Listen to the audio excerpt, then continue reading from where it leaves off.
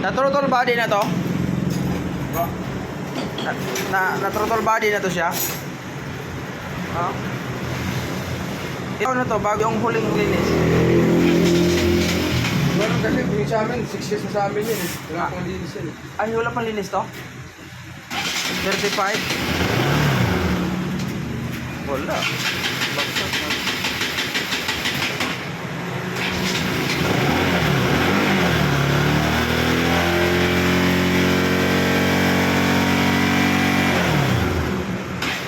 Patay. Check engine. 35 na palang order nito, sir. Famous ka muna.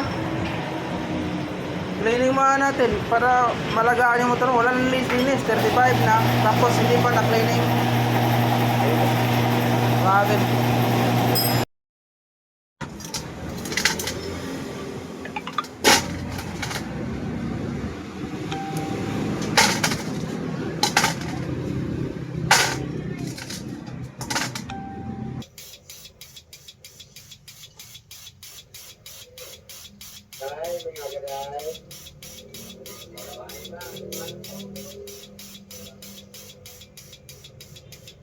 Test lang, test kung maganda ang buga. So,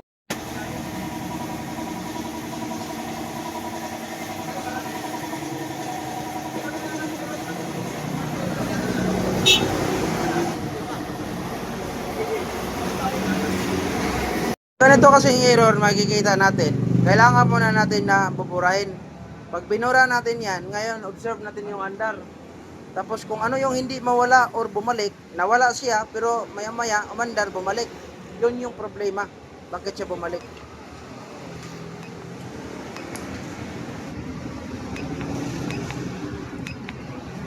Tingnan natin kung burado ba lahat.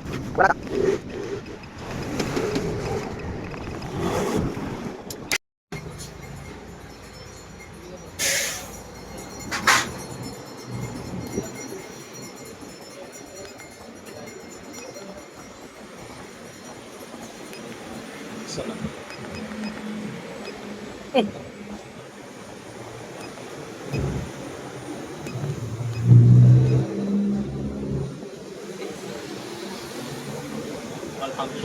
Map sensor.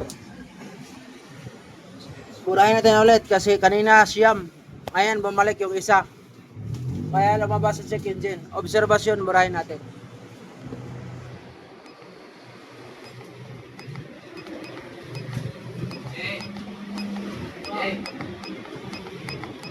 Tawag ka.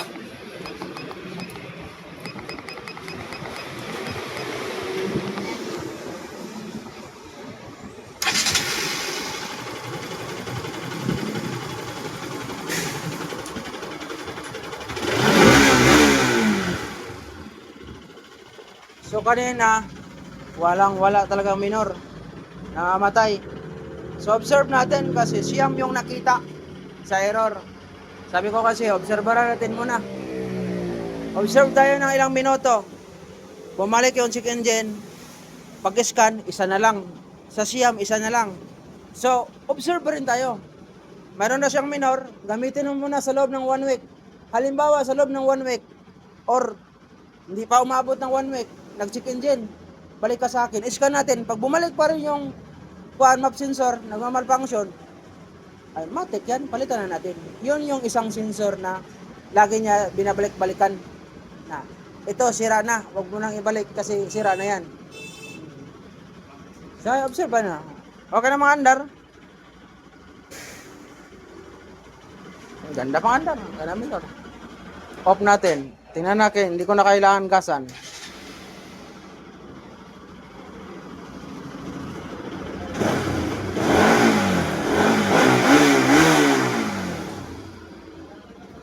Ulit.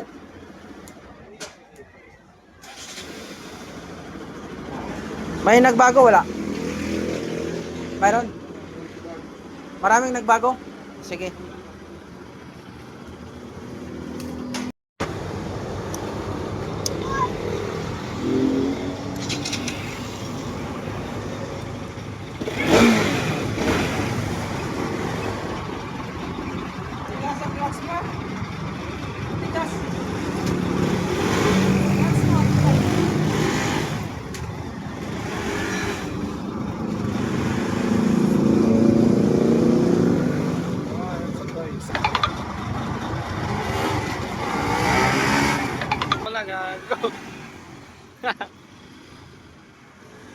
Gods.